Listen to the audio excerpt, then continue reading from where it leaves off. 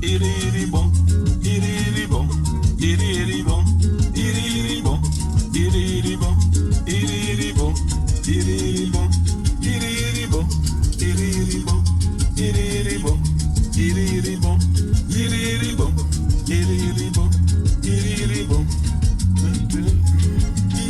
Look at these guys. What are you saying? East Africa's #1 beer, Tusker in Sweden, guys. We have Tusker in Sweden. You see?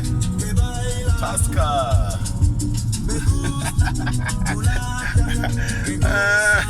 That's so nice, man. Driving around in Stockholm and I'm seeing Tusker, man. Well, okay, let's continue with our story. I'm back at Babyface's place, and I tell Babyface that I couldn't make it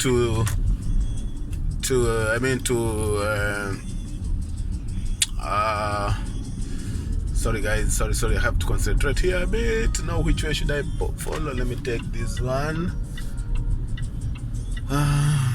Well, I've just told the Babyface that it didn't work out with the refugee camp, so Babyface decides that we should go to another place, to another refugee camp that's about 2 hours away from Hamburg.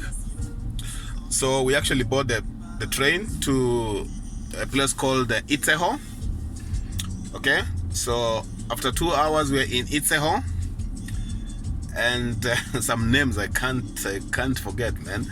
Itzehoe. Okay, so we are in Itzehoe right now, and Babyface shows me, you know what, Clay? You see that building over there? Go to that building. Say that you have a problem, you don't have a place to sleep, and these guys will give you food and accommodation. Okay, so I agree to what he's telling me.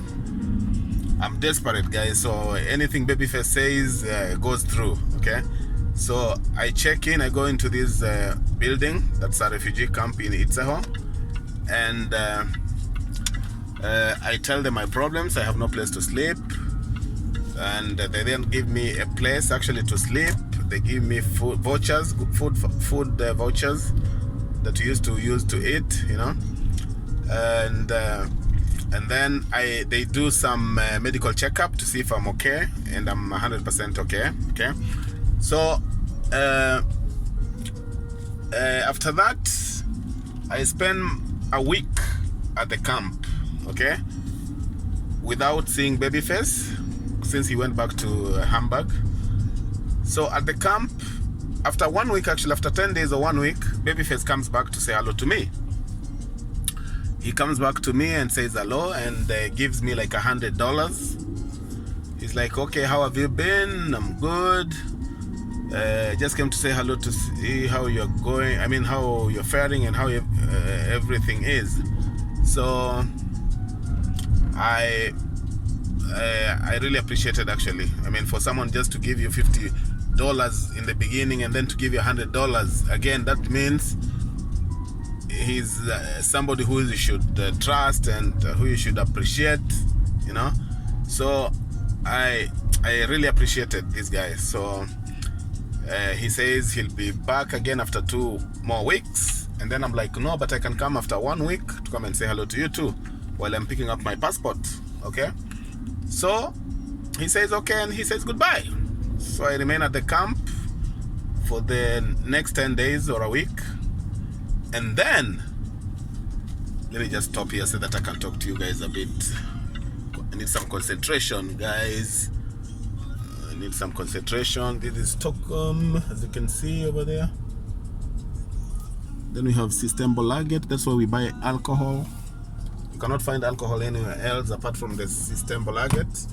So this is Stockholm. Okay, let me just park a bit and talk to you guys. So, well, after 7 days or 10 days, I visit Babyface.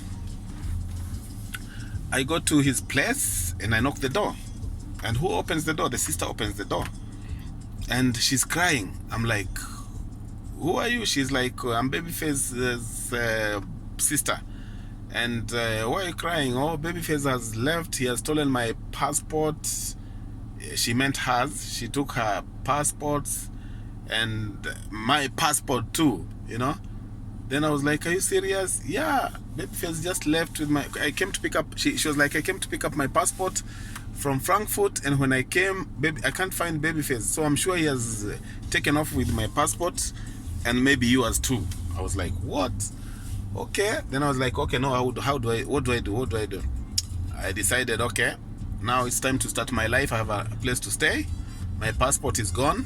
My ticket was still at the British Embassy, as I said earlier, because I had gone there to renew and to keep it there so that it's safe. So I decided to go back to the camp, and I stayed at the camp. I stayed at the camp for how many months? For almost 2 months. And I mean, life at the camp was not the best life you can live, because I mean, we were like living we were living 2 people in one room, and I got this Angolan guy who was also sharing the room with me. So we became friends, and sometimes we could just walk around, but it was not so safe to walk around, because we had skinheads after us. They could come to the camp and throw, stones, or light some kerosene, and they burned kerosene and then throw it to the school, to our camp. So it was also a tough life at the camp. We didn't have any jobs. We could not get any jobs because we were foreigners, and all the jobs were like for the Germans. We could not even go get a drink in a bar, since all the drinks belong to the Germans. Like, there's a time I went actually with this Angolan friend of mine. We went to a pub, and we entered into the pub, and we were like, he's the one actually who told them, can I have a drink, please, a beer? And the lady at the bar was like, no, sorry, it's only for the Germans, and everyone in the bar actually started laughing, and they were like, only for the Germans, So we were really disappointed. We got out of the bar and walked back to the camp. Okay, so it was so difficult to go shopping. You go to a shopping mall just to window shop, because we didn't have money to afford to buy stuff.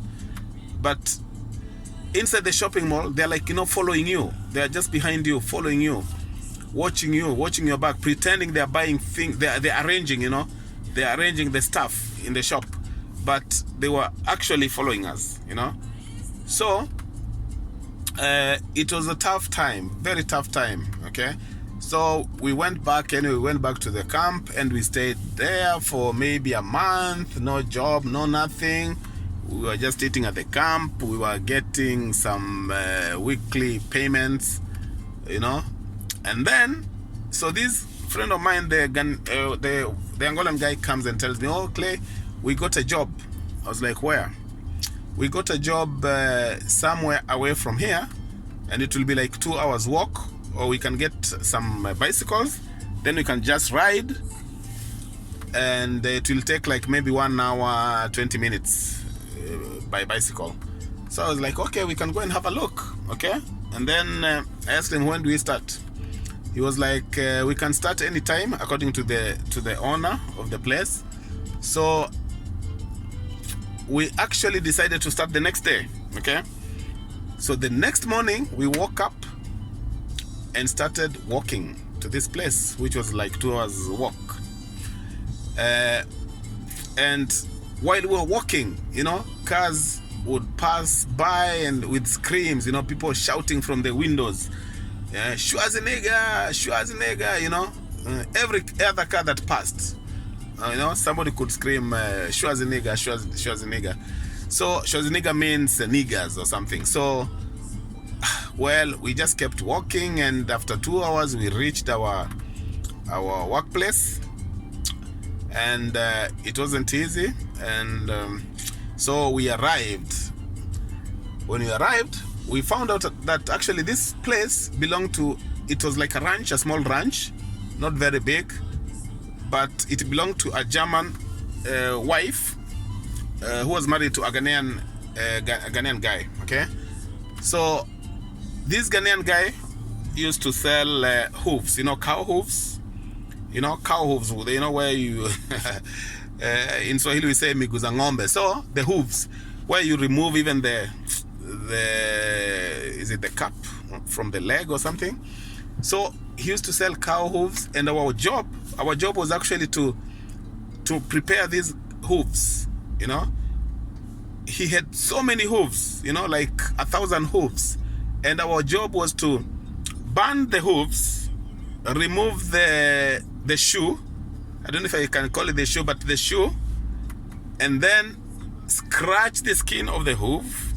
Okay, after scratching it, we wash it. After washing it, we cut it. Okay, you understand the process? You burn it first, and you're not burning using a gas cooker or something. We go outside somewhere in a field.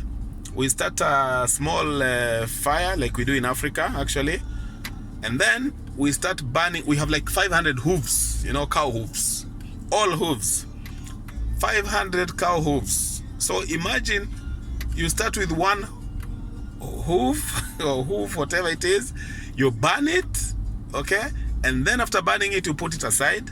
So we burn all the 500 hooves. It took us like maybe a week to burn the 500 hooves. In a day, we would burn like maybe 100 each. Okay, so we would burn the hooves, and then when we come back after burning the hooves, that's after 1 week, all of them, we come back, we scratch them. We scratch the hooves, we remove the skin, and then we remove the shoe also. After removing the shoe, we wash them. So it's not like we are doing one hoof and then remove the shoe. We remove the skin of all the hooves, okay? And then we burn the hooves first, all of the hooves, like 500 hooves. And then when we finish, we remove the skin of all the 500 hooves. After removing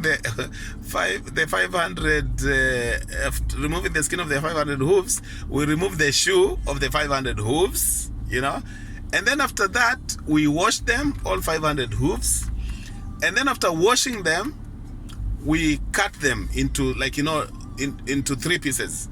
So one hoof is divided like in 3 pieces, okay? After that, I'm tired, guys. Maybe I should continue later, okay? But anyway, we stop there. So this is the job that now I'm in. We're cutting the hooves and dividing them and scratching them. And talk to you guys later. Subscribe, please, and share my YouTube channel. Thank you.